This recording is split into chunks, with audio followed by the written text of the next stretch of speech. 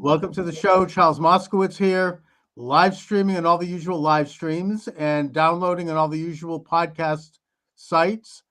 I'm in the process of expanding my live stream numbers, only in that there are all these wonderful live streams that work independently, but I can't figure out how to get them to work yet with my system. I am clumsy when it comes to these matters, but I would just mention to anyone listening that if you know how to do these things with live streams, I'll pay you. Contact me. Send me an email. I want to hire you. I need help figuring this out because there's all this opportunity. And I do think that now, as we enter into the glorious age of President Donald J. Trump 2.0.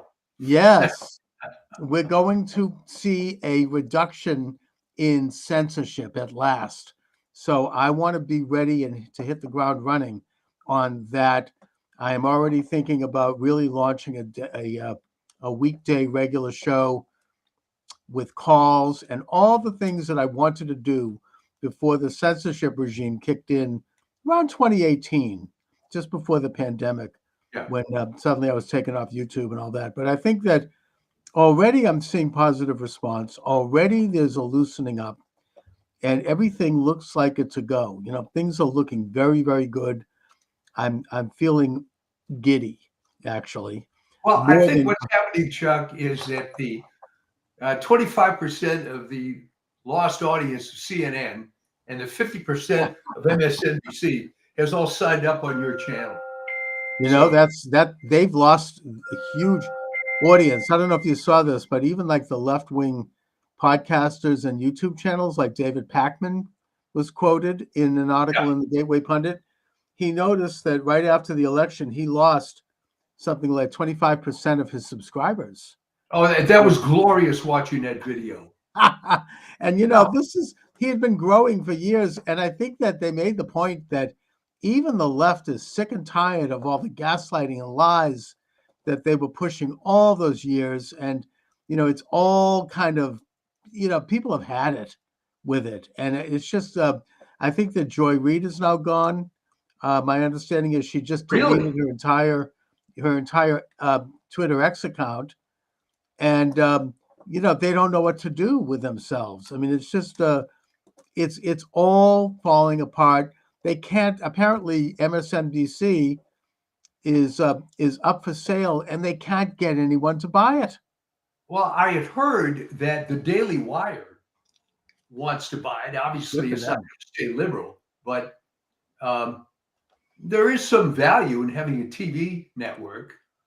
Not the value there used to be, but that David Pakman thing was great because if you watch the video, he was figuring out in real time what was going on. First, he said, you know, maybe it's just a tech glitch, or maybe a couple of people subscribe. But then toward the end of it, he was beginning to see that if you keep lying to people and telling them all this dire crap and it doesn't come true, then it's going to fall apart. And what's going to happen after that, remember, this is just news media. But the people that were really lying to you, where it really affected your life, unfortunately, was public health. Oh, yes. And, you know, I've heard rumors that RFK is going to be the head of the EPA. You mean HHS? Yeah. Housing, Health and Human Services. Well, which I mean, and he's been talking. I mean, he's got a channel where he's like, I'm going to clean this place out. I'm going to we're going to get to all the toxicity that's put in food, the pushing of vaccines unnecessarily, and you know, he's one of America's preeminent environmentalists, and he's got guts. I mean, he's a very successful lawyer who's had lawsuits, won many lawsuits against drug companies and against all of these people. And that's huge. That's, you know, this is like, I can't believe this is happening. Well, the other thing with him is he's got a big chip on his shoulder now because he was betrayed by the party of his family He was betrayed by his own family, for God's sake. Yes, he was. And yeah, he does. And he's on the right side. He's probably a lot closer to where JFK and where his father would have been Yeah. had they been were they alive today. And I think that he knows that. And he wants to by the way, speaking of that, he wants all that declassified. And Matt Gates, he's going to declassify Diddy tapes and all that crap. Epstein. Oh my God, that's why they're going into a frenzy right now against him. But that's Trump needs somebody like that. I mean, in his Oh, first yeah. term, he had like Jeff Sessions. The guy was like a noodle. I mean, he didn't do anything to help defend Well, Trump. he gave, it's funny. My wife was mentioning Jeff Sessions. Yeah. And I explained to her, reminded her that he got the gig because he was, to his credit, the first senator to endorse Trump. Right. But that ends up being pretty thin gruel, unfortunately, because the guy turned out to be a lightweight. Right. Some good old boy that just kept getting reelected in Alabama. And yeah, and I think Trump, and then of course Bill Barr was worse. He was an outright traitor. I mean, he actually lied to Trump. Oh yes, we investigated the election and we found nothing. So I think Trump has learned his lessons. It looks that way. Trump has somebody in there because obviously I think it's fair to say that he's going to have 4 years of attempted impeachments and lawsuits and bullets and everything you can imagine they're going to keep throwing at him. And so you need a guy like Matt Gaetz. I mean, he's I've seen some of the video of him in Congress interviewing people like Christopher Wray. I don't know if you saw this. Oh yeah, well he's a flamethrower with that. Oh yeah, he's a tough, like old-fashioned Southern lawyer. He has a great ability to smoothly move forward on an argument. I mean, JD Vance has that too. I mean, they don't take any crap. I mean, you can throw everything at them and they just keep going, and they know how to keep the thing. They keep on the topic. They don't get rattled. And you can see in his interview with Christopher Wray, and he's saying, you don't know where the Hunter Biden laptop is. You've had it in the FBI for 10 years. And Christopher Wray, what an evil individual. You can see they have a close up of his face. He's got, Tourette syndrome. He's twitching and everywhere you can look. I mean, the guy is just, there's something really rotten. And now I understand that just before coming on the air, I'm looking at news. Kash Patel is going to be the new FBI director. Is it FBI or CIA? It was FBI. FBI. Yeah. That's freaking amazing.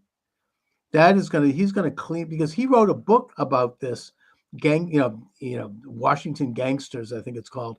I wish I'd interviewed him back then. I probably should have. I whatever.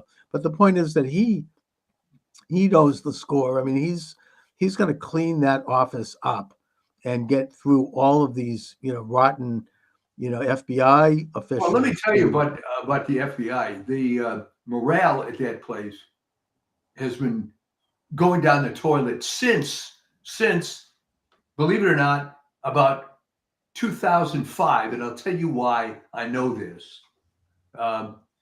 As some of your viewers may recall, I'm a California guy, moved to the DC area for some years, came back to California. Point being, when we had moved to Northern Virginia, I joined a health club and got to be friendly with a woman at the front desk, who then I found out her husband was an FBI special agent detailed at headquarters. Right. And she just wouldn't stop talking about how bad the morale was and how everybody hated the leadership. And that was back then. And it was only getting worse and worse and worse. Chris that was Wray, probably back when Mueller was the director. Yeah. Or Comey before him. These people are political hacks who are just weaponizing, and I think Wray has been the absolute worst.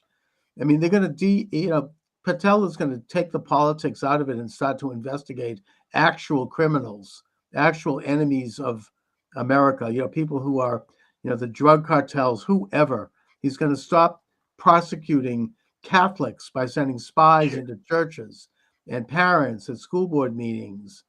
I think that the other thing, Gates made mincemeat out of Garland. What a rotten individual he is. These people, I mean, they have the nerve to talk about, criticize Trump's appointments. I mean, this is excellent. These guys are great. And Hegseth, he's fine.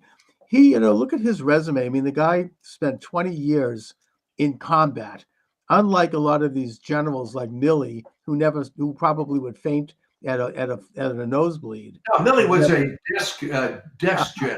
Desk generals, exactly, who worked their way up through cocktail parties and social circuits.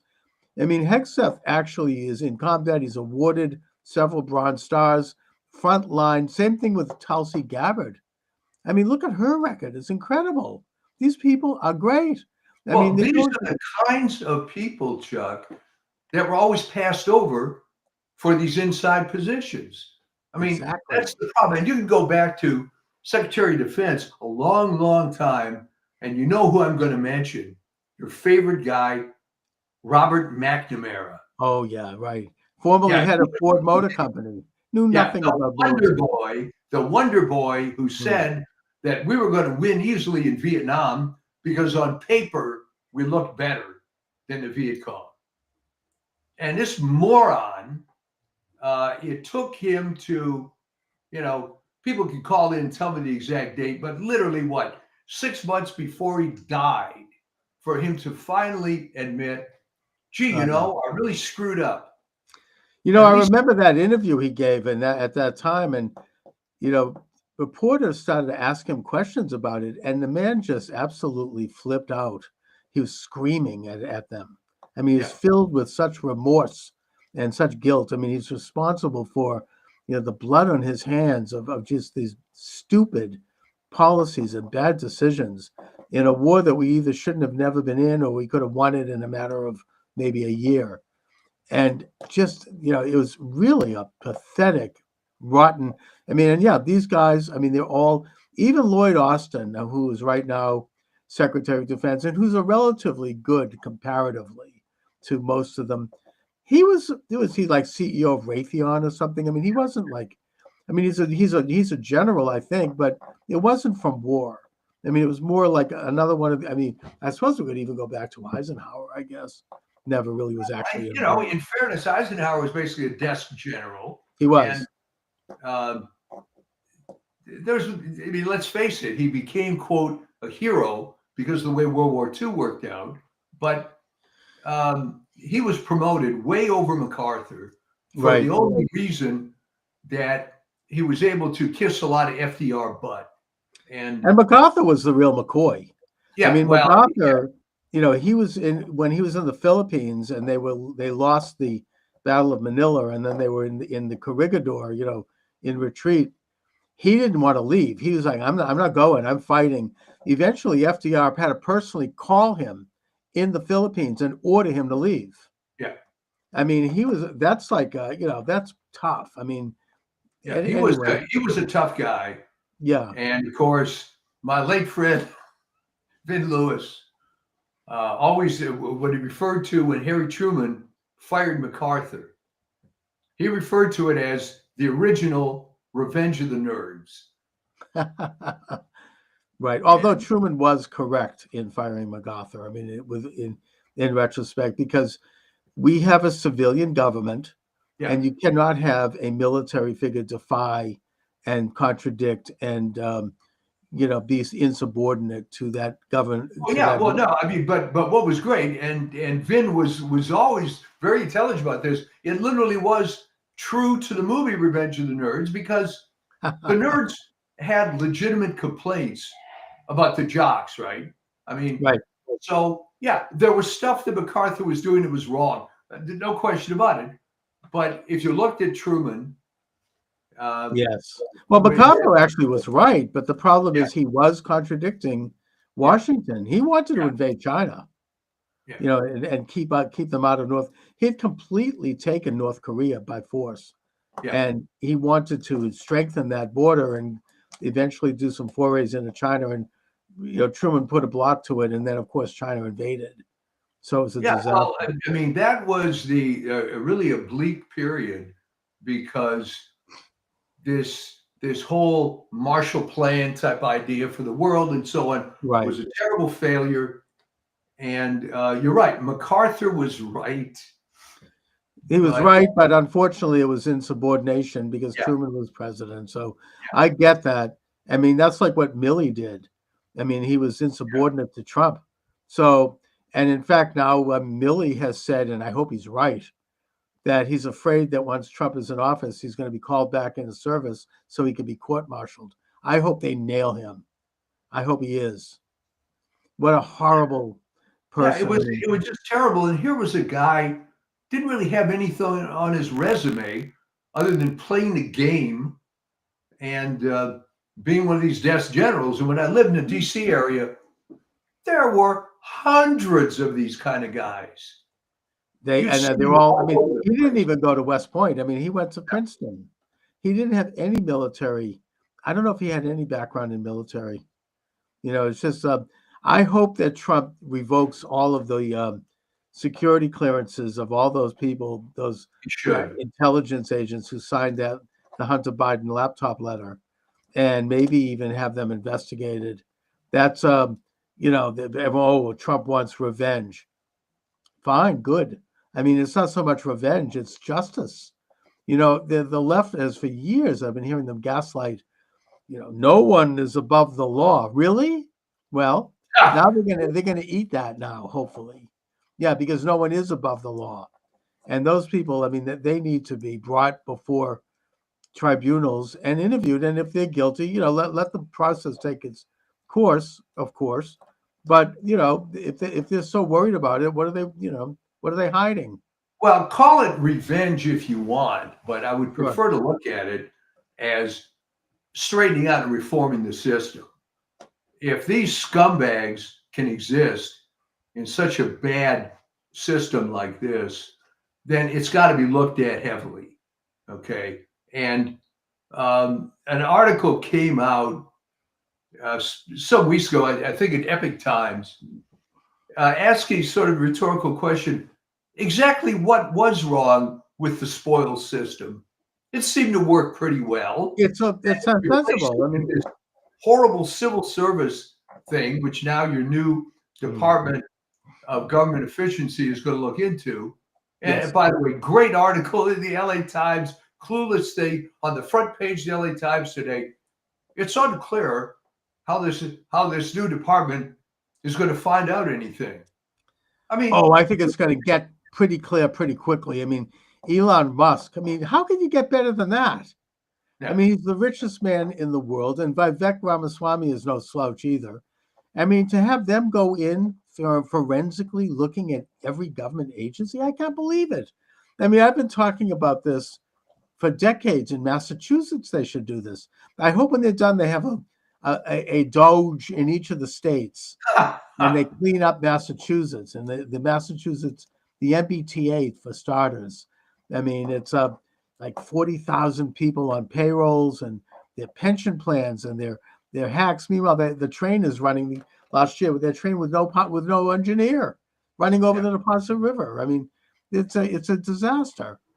And so yeah, I mean, that's huge for them to go in like that. I mean, no wonder they're nervous. Well, He's going here's a to little go in. speculation. You think, despite the fact that we suffered from 2020 through 2024, is it not better that he won in 2024 because now he's more pissed off? The mandate is clear. And, we had to kind of wait, didn't we? But yeah, I think it's better this way. Oh, it is. I mean, it's almost providential. I mean, Trump has had a chance to learn from his mistakes. The country has had a chance to see what a disaster an illegitimate leftist regime is going to rot. And now he's come back with an ability to bring that new wisdom and this new team. I mean, Because dream there's a team, whole dream team. political realignment. I think it was Stephen Miller, another great guy, Yeah. who said that this is the biggest political realignment in American culture and politics since the Reconstruction. left and right no longer apply here. This is the people versus the uniparty oligarchs who are Yeah, corrupt that's and exactly who are right. out of touch. And that's why they're going berserk, especially over Matt Gates. I've never seen such a meltdown. Oh my God, they're like absolutely, spinning like crazy The because they funniest know. Matt Gates that I saw was Lisa Murkowski Oh yeah, tweets out, he's not really a serious candidate, blah, blah, blah. Well, that's really big talk from that broad, right? She was Frank Murkowski, who was the governor of Alaska's daughter, yeah, and he appointed her just as some young woman that from out of nowhere to become a senator. yeah. And Talk about legacy. I mean, they and I don't even think it's going to matter because they have there's 3 extra Republicans senators. I think it's 53. They're trying to take McCormick out in Pennsylvania. That's not going to work. They got Mark Elias doing like a rear guard election steal over there.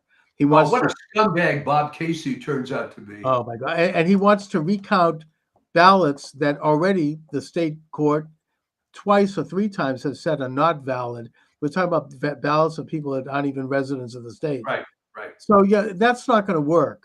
But they're trying to do something. I mean, so they've got 3 senators. They probably have at least a half a dozen senators who are going to be up for re-election in 2 years, who are probably not going to be so quick to oppose the Republicans, Yeah. and who are going to go along.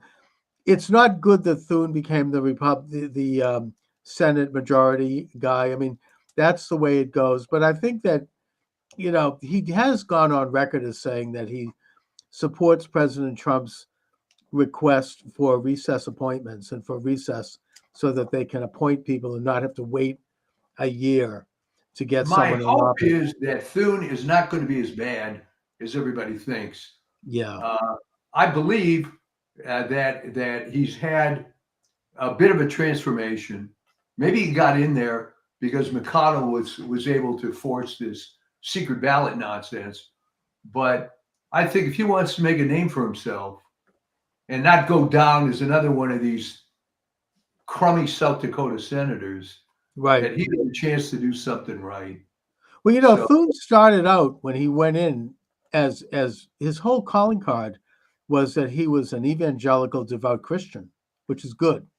Yeah. Then he kind of lost his bearings, I think, after 3 terms. They get corrupt. Pretty soon he's become another one of the good old boys. He's like giving, garnering favors, and he just sort of lost his soul a little bit.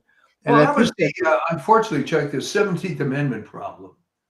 That the worst part of direct election of senators is that you get Joe Biden and John Thune type guys because right. it's And Ted always Kennedy. dominated by the small states, right? South Dakota has 300 people in the whole state, so it's fairly easy to cater to a sector of that. What Daschle did, by the way, Oh when he yeah. was in forever, was that he got very chummy with some Indian tribes, and that was it. All right. Biden's success was a couple of unions, the credit card guys in Wilmington, Yeah. and he was in forever. Mike Right. Vance It becomes a corrupt borough, basically. It's like a rubber stamp. I don't know that the people that thought direct election of senators was a good idea even considered this horrible small state phenomenon. But there you go.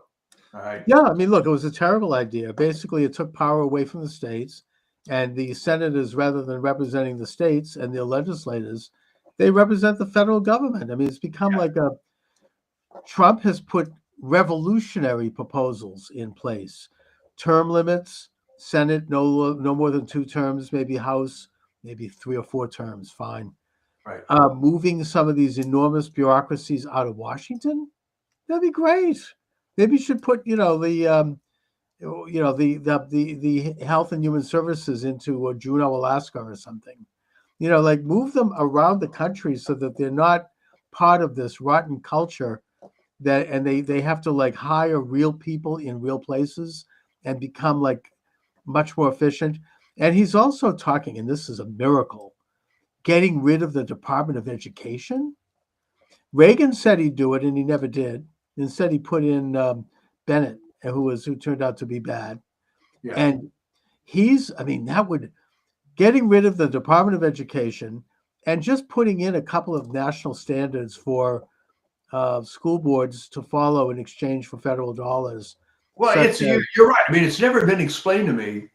Just because you have a list of standards that schools have to maintain to get federal aid, why you need a department with 34,000 employees? oh, it's a Whatever gift to the teachers do that. unions. They've been pushing for that for over 100 years. I can just hear the late, great Dr. Samuel L. Blumenfeld, my mentor, in his grave talking, Yeah. smiling. I mean, he wrote a whole shelf of books on this topic. I mean, it's just a rotten, it's put in place by Jimmy Carter because they wanted to help elect Carter, and it was a political favor. And it has corrupted the system ever since. It is all about DEI and gay rights and nothing else. Yeah. It's nothing to Jimmy do with Carter it. was the gift that keeps on giving. I mean, it's Oh man, if they get rid of that, we're going to see finally a return of education to the school boards where you have parents who are elected. I mean, the reason here in Boston that Mayor Michelle Wu is not allowing for the direct election of the school committee, it was taken away during busing because yeah. there was so much contention, is because she doesn't want people like, I don't know, me running for school committee. People who've had a child graduate Boston Public Schools like I have, who actually can go in there and take a look at the curriculum, take a look at the budget. Doesn't want that. But the point is that they still are elected, and there are parents on those school committee boards, and they will make the decision about the curriculum, not some rotten, corrupt Washington agency that is, living off of the taxpayers and foundation money from the Ford and Rockefeller Foundation and pushing a leftist agenda. Now, if they want to be leftist, fine. If like Cambridge, right, or Somerville or Provincetown, they want to elect communists to their school board, good, let them, if that's what they want for their children. But the point is, you'll have choice. You can do this through. There's a little concept that the left likes to talk about called democracy, right? There are democratic principles, and it's what Trump is doing is, it's just, he really is on a roll. I mean, this is downright revolutionary. It's just I can't believe it's happening, and it is happening. And not only that, but if God forbid Trump is somehow taken out, he is setting up enough of a structure that it's going to continue, between all of these people who are now going to be in the government, like J.D. Vance and like Kennedy and Musk and Tulsi Gabbard and, Kash Patel and all the rest of these people. It's going to become a juggernaut. It's not going to matter if ultimately, well, it does matter, but I'm just saying they won't be able to stop it. No, and they are so scared and so upset because it's all falling apart. But that's not the only thing that's falling apart. Look at the incredibly stupid failed campaign of Kamala Harris, where I think if you play the tapes back, you will find me saying stuff like there's no talent on that side, and they think it's still 1950. All right. Apparently, they thought it was a great idea to spend a lot of money on celebrity endorsements. Yeah, like Okay. millions of dollars. They gave $1 million to Oprah, which she lied about when she was chased down the street by a reporter. Did you Well, see she that? was confronted, and it was a stupid lie. Well, they didn't give me $1 million. Me. They Yeah, gave it right. to my company. Right. Okay. Or Thank like you. Beyonce got 10 million. I mean, these are donations from people who wanted to support, a political candidacy, not to give to Beyonce. And it was all flat.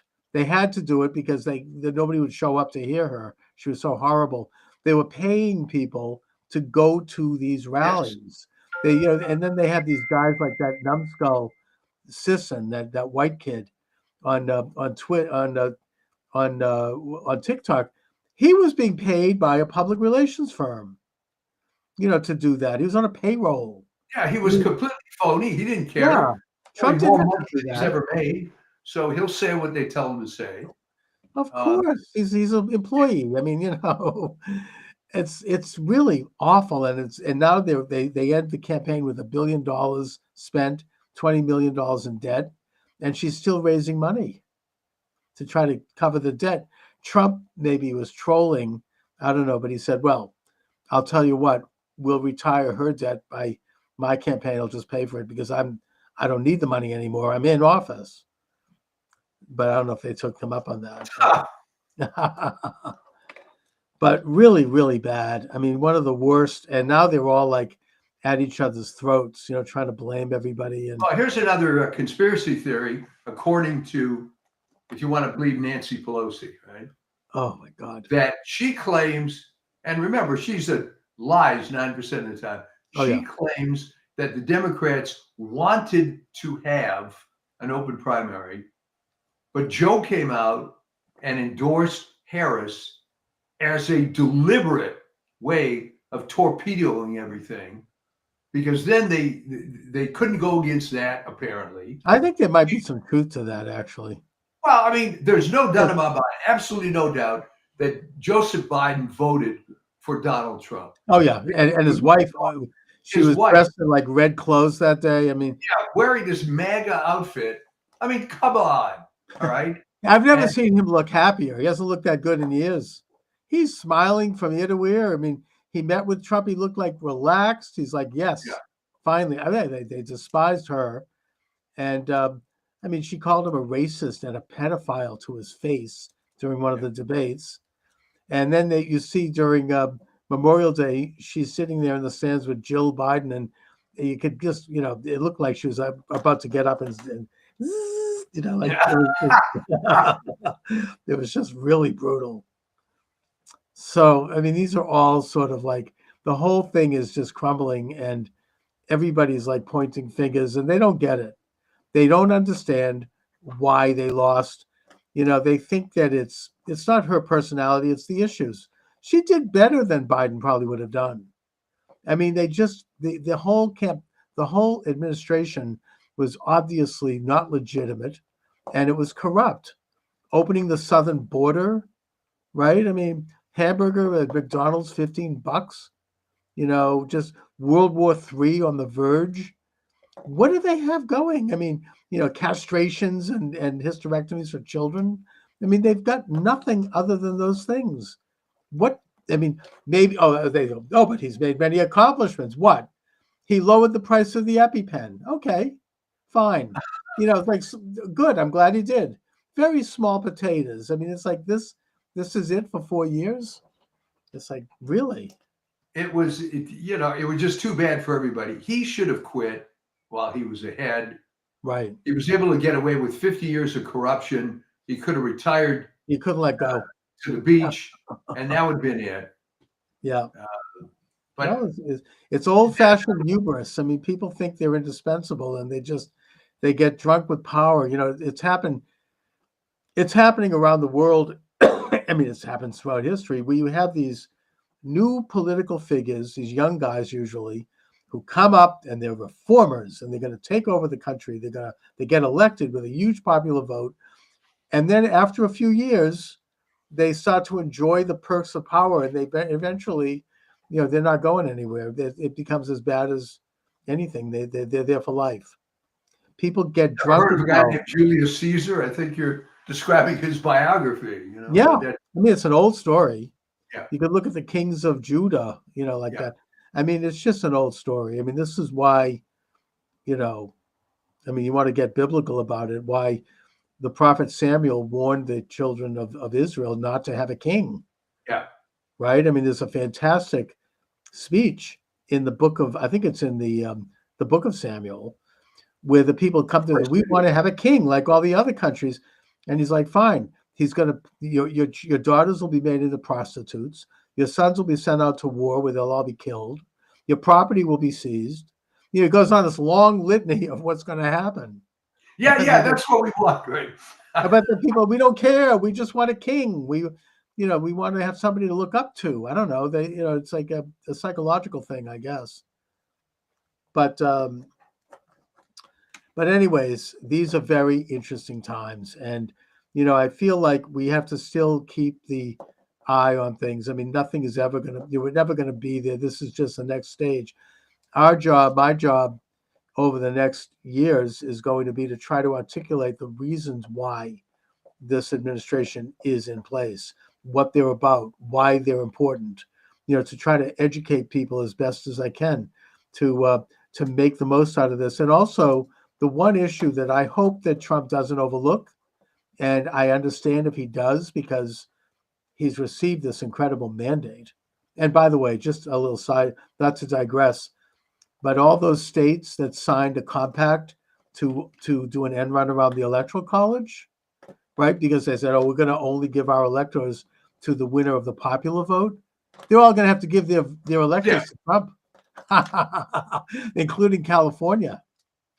All the electors will have to go to Trump now because he won the popular vote. And apparently they're still counting and he's growing.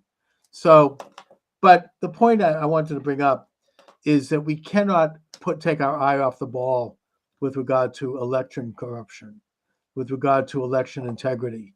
They did try to steal it again. There Well, was so look at many Kerry Lake. I mean, Kerry she Lake, got exactly. That's committed. obviously stolen. I mean, I think in Wisconsin also they stole it from Hovde. Yeah. He's shown how this happened. So yeah, they are still trying. They still have this incredible infrastructure that can steal elections on the state and national level. And they did the reason, frankly, why Trump won is because he learned the lessons of 2020, and he saw the example of Glenn Youngkin in Virginia. Glenn Youngkin was able to and he went up against the real left establishment. I think it was, what was it? What's his name? He was a McAuliffe, right? Clinton Yeah. guy. I mean, these are entrenched powers. And he came up, he had never held office before. He's a wealthy guy, I think he's a Wall Street guy. He got thousands of volunteers to work the voting booths, to stay in the counting rooms, to watch the counting of absentee ballots, uh, to do all of the tabulation checking. And he also had a team of hundreds of lawyers on call. So if someone saw something funny going on, whether it be just observing a corrupt election official or whether the Democratic Party was trying to pull some bullshit about, we're going to keep counting, his lawyers were ready to hit the ground immediately and get it, and he won because of that. It was the cleanest election that Virginia probably has had since Jefferson.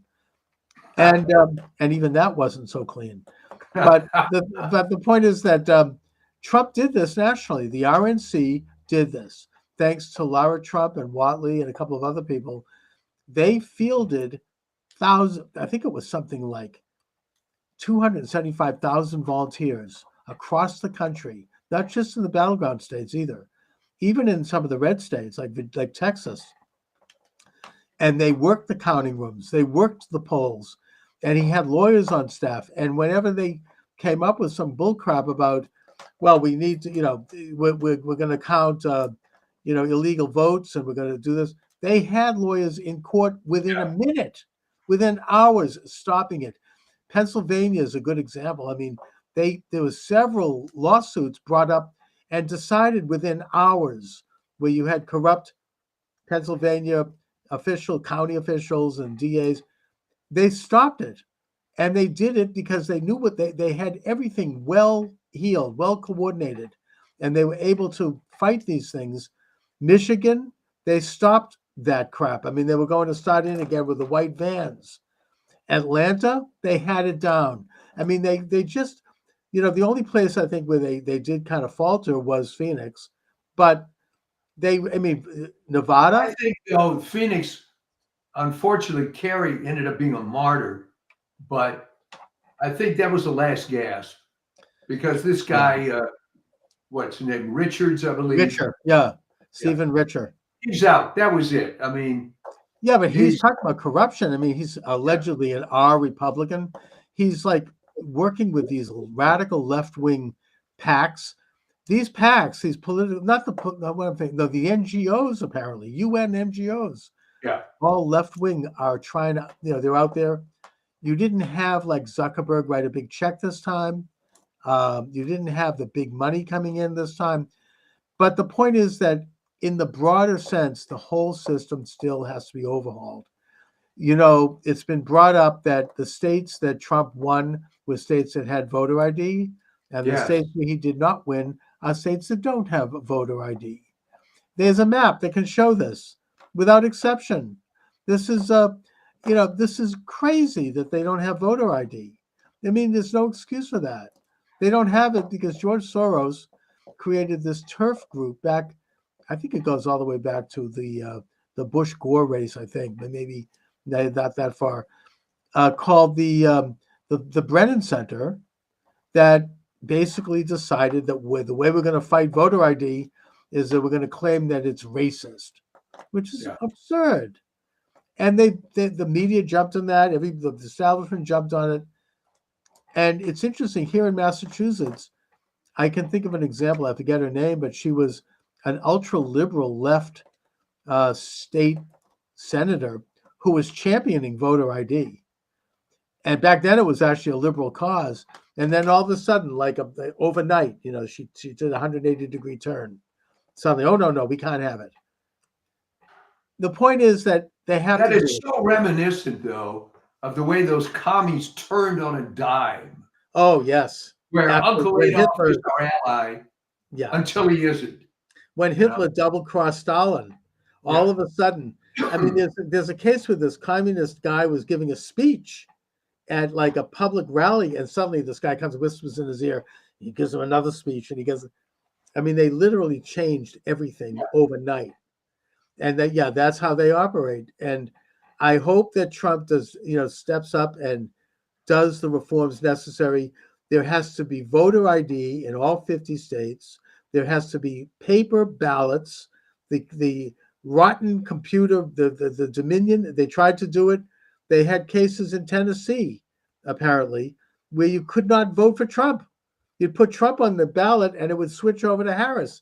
Now, yeah. people caught that, but the question is, how many people didn't catch it? How many people didn't notice this? It's still there. They have to throw out Elizabeth Warren, my senator, Hiawatha. She was championing this until all of a sudden there's like a 180-degree turn.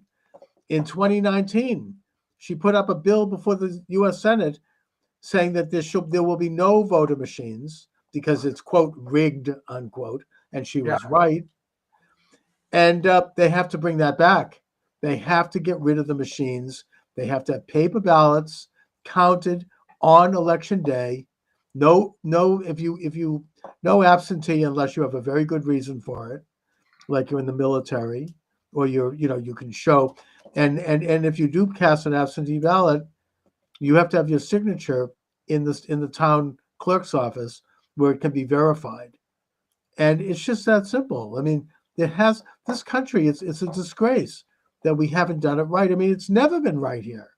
You go back in history, it took 100 years to get the secret ballot. When this country, in the first early part of the 19th century, people would vote in public with a show of hands, and you could get it hurt.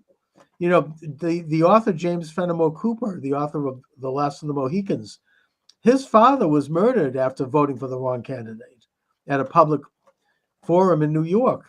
And after he left, after voting for the wrong guy, he was hit in the back of the head with a baseball bat and killed. So I'm just saying, I mean, this country has never had it right. It's always been corrupt. The whole, the voter rolls. I mean, Mark Elias fought tooth and nail to stop states from removing bad names from their voter rolls. I mean, what could be more obvious than that? With a click of a mouse, all that information is available. You can cross-check it. There are these guys who's doing this statistical analysis. You can go into any state and take a look at tax returns, take a look at utility bills, take a look at all sorts of things to prove that a person is who they are and that they are residing where they say they're residing. And anyone else should be removed from the ballots. I mean, you've got hundreds of thousands of names on ballots of people who have passed away or they've left the state or they don't exist. That is no excuse for that. I mean, we can't have that in this country. I think this is a very important cause. It's not, I mean, there are other things that are exciting right now, and I'm thrilled, but they can't forget about this. This has to be done, and they're going to, and when they do, if they do, you're going to hear the left scream louder on this one than anything. They're going to absolutely go. You're probably right, but I mean, the reason they haven't been able to do much about it is because, again, I go back to public health. People don't want to come to the realization that it's corrupt. Because you're taught from the time you're in the first grade that it's a free country and you can vote and your vote counts, just like you're taught that, you have your Salk polio vaccine and you do what they tell you to do and everything's great. Yeah. And for people to realize that a lot of this was just crap is devastating. Yeah, but Trump doesn't give a damn, it seems. Oh, I get it. He's going to go ahead and, they can scream and squeal. And his wife doesn't give a damn either. Apparently, she didn't want to go when he went to meet Biden because she hates the Bidens. And she rightfully blames them for sending armed thugs into her home where they rummaged through her underwear drawer and her son's bedroom and turned everything upside down. She's very angry. She blames Biden. And Trump asked her to come with him, and she said, F that, I'm not going. Yeah, I'm not going. I don't want to see him. So, that's great.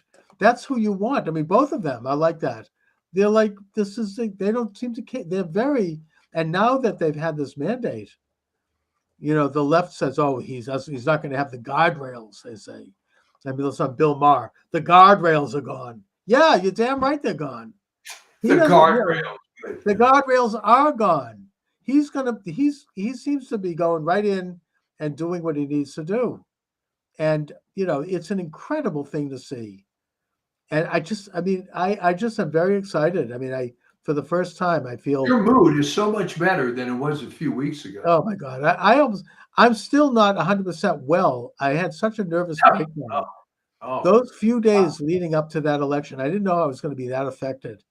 That night, I was almost like in some kind of a stupor. I mean, I'm there practically passed out on the couch with my pistachio ice cream. Well, I figured something was up because, as you recall, it was on the next day when it was clear that he won. You were just euphoric. You called me. Let's do a show right now. Let's do it. I know. I mean, I'm like half asleep, and all of a sudden, I have one eye open, and I took a look at Rachel Maddow's face. That she had lost it looked crestfallen, and all of a sudden, I'm like, yes, I was totally up, and something is going on. And then I'm flipping the channels, and they're all like, it's like worse than a funeral. They're like, oh, and one of them, she's like, I'm nauseously optimistic. Yeah. Really? I mean, they were throwing the hell with those people, because what I saw in the real world, and maybe you saw it even in your little enclave there, is a lot of these people were coming out of the closet as Trump people. I remember I go to this deli to pick up a breakfast sandwich on occasion. Right. And I said, well, George, how you doing? Well, after last night, I'm doing great, And I never knew he was the Trump guy, right? Yeah. Well, I think that everybody's very happy. Even people who vote, nobody liked her. Nobody was happy with that. And I think that even a large percentage of people, other than these crazy women who are shaving their heads, I think that most people are relieved and happy. They know that the country dodged a major bullet. They know that already things are looking up across the board, across the world. The rest of the world is celebrating. I mean, Israel is going to annex the West Bank, okay? I mean, it's amazing. Let them do it. Get it over with. It's like these are major positive developments in the world. Well, here, I'm going to put you on the spot now because it came out and the numbers were higher than 80%, and in some cases over 90. The three top demographics for Kamala Harris were Black women, Jews. Jewish women, and LGBT. Yeah, but So something, even amongst all three of those categories, I think Trump made a few gains. he did. He got 26% of the Jewish vote. Now, that doesn't seem like a lot, but More than what? comparatively speaking, that's 1 out of every 4 Jews voted for Trump. Women, she didn't get the women's vote. I mean, I think that Biden got a bigger women's vote Yes. than she did. I mean, all the talk about abortion, it didn't happen. I think Trump, I don't know if he won the women's vote, but it was pretty even. It didn't work for her. Maybe black women, I don't know, but it didn't fly. Gays, I think Trump did better. I was driving around doing my driving, and I noticed in the town of Sharon, which is a very ultra liberal town, this gigantic rainbow flag, gays for Trump. They were flying on the front of the house. I mean, they weren't making any secret about it. I think that Trump did better among all Why categories. do you think that the brain trust of the Democrats, or at least her campaign, thought that abortion was a winning issue? I never I understood don't know, that. but I think that most people saw through it, which is, first of all, if people do believe in, and they are pro-choice, Biden and Harris didn't do a damn thing other than a lot of hot air on that issue. I Yeah. mean, they did diddly squat. I mean, it's not a federal issue any longer. It's a state issue. And if they cared about it, they might want to work with states to try to just maybe tighten up the laws a little bit to help protect the life of the mother, which, by the way, we talked about this and you made the point, and now it's been kind of more proven that isn't happening. Women aren't dying because they can't get an abortion. No, and the other dirty little secret is that after Roe v. Wade was overturned, abortions went up. Went up. Yeah, and in some states like Massachusetts, they actually liberalized it, like to the point where now you can do it after the baby's born. Yeah. It's horrible, but look, that's what it is now. It's up to the states. Well, It's that's my point, democratic. Chuck. So why did anyone think this was an important issue? It wasn't. It wasn't. And I think people saw that. It was not on the ballot. It was not a federal issue. If they don't like abortion or they want to change abortion policy, it's a state issue. And there was some people that maybe they thought they could get revenge against Trump because he appointed conservative judges. I don't think that worked. You didn't get anyone outside of a hardcore base of people who bought into that. People just, and the other thing on this, on everything is, there hasn't been any rioting. There hasn't been any violence. There hasn't been any, Right. pussy hat, stuff. I mean, none of it. It's people are happy. They're relieved. None of that. And I don't think it's going to happen at inaugural either. I mean, they just don't have the energy for it. And if they do, if like Antifa comes out, that's not going to help them. The other thing that Trump, and now it's sort of, there were 2 rumors going around. The first one, as I say, it was dropped by Mike Huckabee, the new ambassador to Israel. That Boy, was that Israel, a great choice. excellent, brilliant. I think he's tremendous. I think that Israel's going to annex the Judea and Samaria. The other one is that Trump is going to pardon all of the J6 prisoners. J6, yeah. 2 federal judges have now stopped all hearings. The rotten, Garland office is still trying to, arrest people and raid people. I mean, and they're not. It's not happening. The time is ticking away. They only have a few more weeks. Well, here's a little speculation thing for you. What happens to Garland next year? What does he do? He goes around the talk circuit. Well, I tried. I was an old warrior. I did all this. What happens to guys like that? I think that we'll never hear from him again, because I think that the far left hates him because they don't think he did enough. Yeah. He didn't jail Trump. He didn't do, why? I mean, I'm listening to Jim Browdy and Marjorie Egan on NPR here in Boston. I mean, they're like, why doesn't he, go in? I mean, he should have been put into Rikers Island because he defied that corrupt judge in New York. He defied the gag order. He should be put in chains. No, I mean, he didn't do that. So he's hated by all sides. And he's like I mean, that's just an old, rotten, that's the past. I don't think anything. He'll go to the same place Kamala goes. Nobody will want to hear from these people ever again. Well, it's interesting because unlike Mike Dukakis, that ended up having an academic career and being sort of a somewhat respected guy, those two, you're right. Everybody hates him. What I predict is going to happen with her is at some convenient point the next year or so, Dougie and her are going to divorce. Right. Because what the hell does he need her for now? Sure. And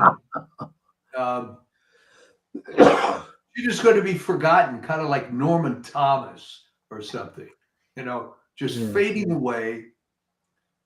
And she'll end up with a couple of cats in, like an old cat lady, sort of what J.D. Vance was talking about.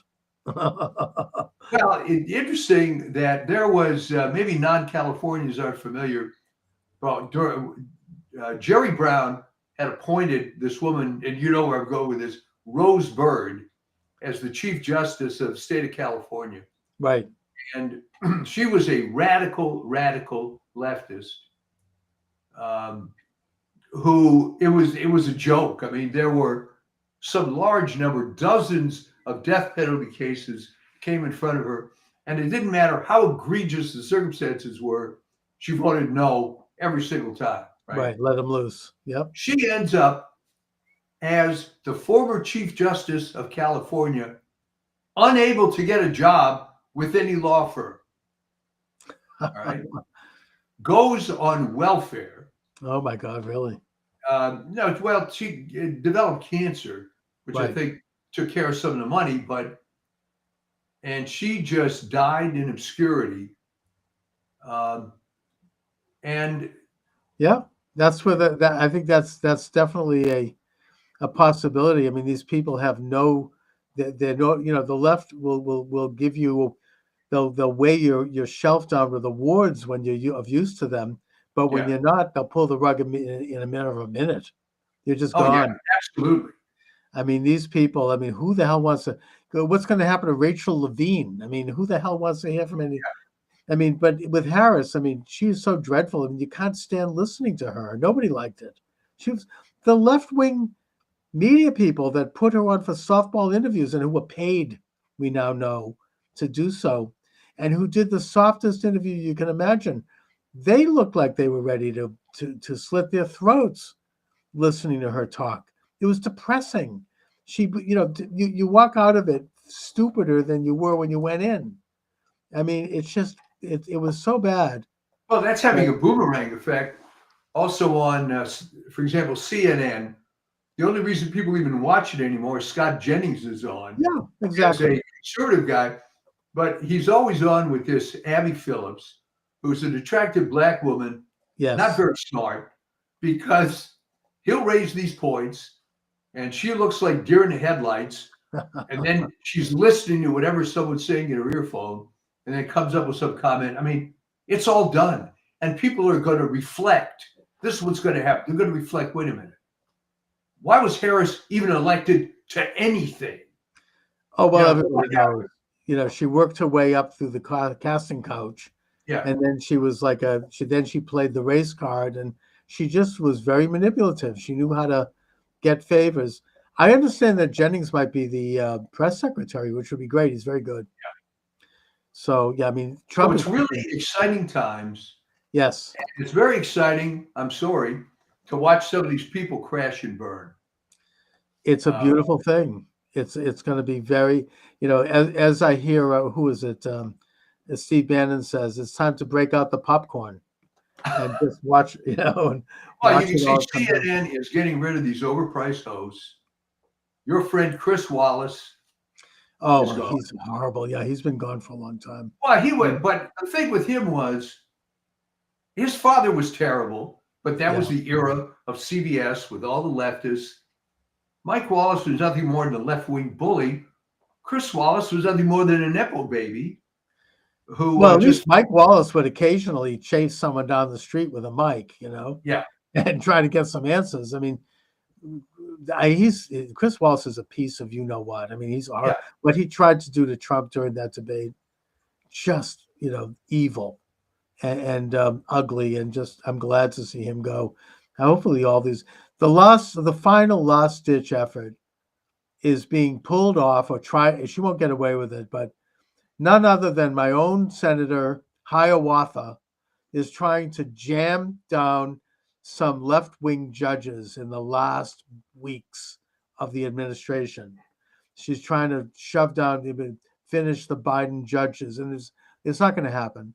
Yeah. Mike Davis, who is really a powerful, one of these tough Irish lawyers, he's great. I mean, he's on all the times with Bannon, who, by the way, is just absolutely soaring, and who's brilliant. Check it out on War Room. I don't miss one of those podcasts. It's beautiful to listen to that. But Mike Davis is a regular guest of his, and he's a brilliant lawyer, and he's not going to let her do it.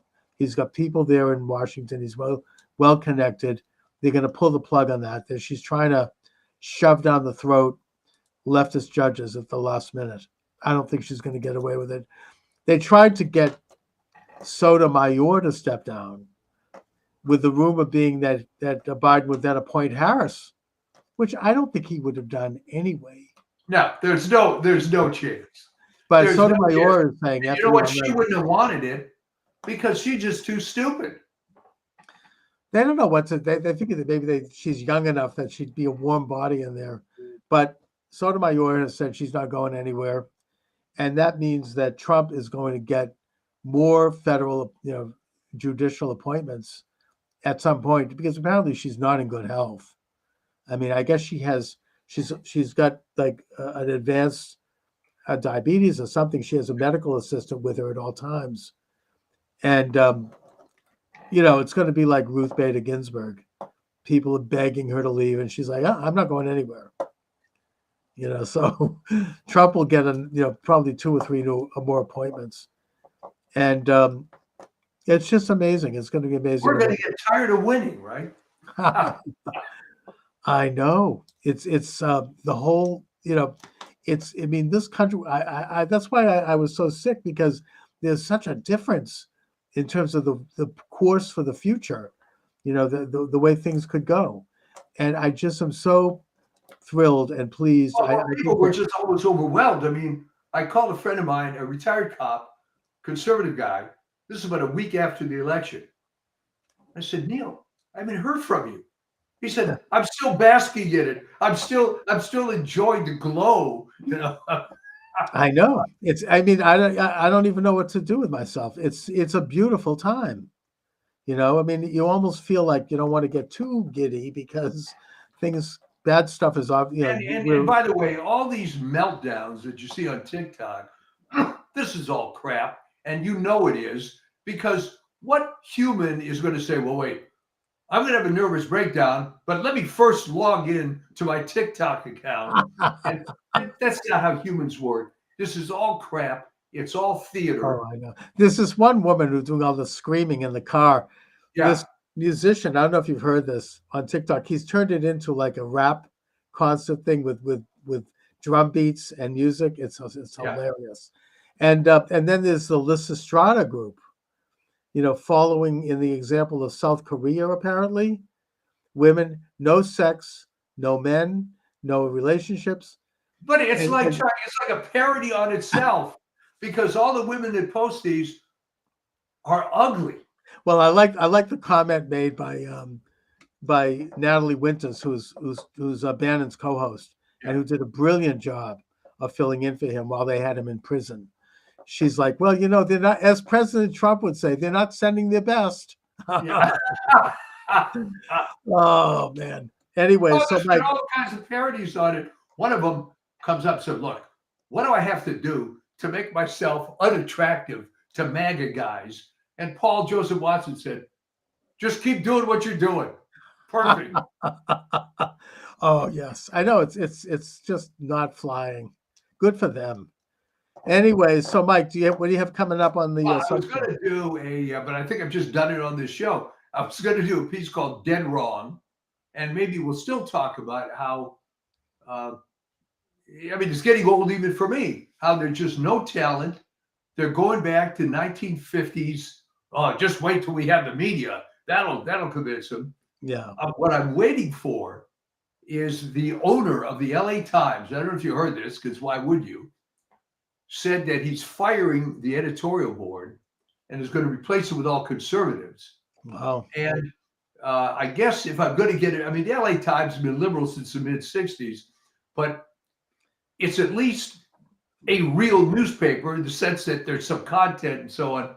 And I'm hoping maybe they'll go a little more conservative, because the thing I get delivered to my house now, and the USA Today Network has a bunch of these things, these local papers where the national news is 3 days old. I'm not kidding. 3 days old. And yeah, you're pretty up to date on the high school football scores in the local area and stuff, but Right. It's a joke. My wife says, well, and she reads the paper in the morning, well, that took me 7 minutes, so. I know there's no content to it anymore. The Globe is like that too. And I don't think the Globe is going to change. No. That's not happening. Although there's a lot of rumors about Mayor Wu having some serious opposition here in Boston, including from the son of Bob Kraft. We'll see. It's interesting. And he's more conservative. Well, I never understood, other than historically, how Boston, which to me, a large part of Boston, is hard scrabble working class, how they didn't get all red pilled as much as I would have thought that they should have. It's a good question. I don't know.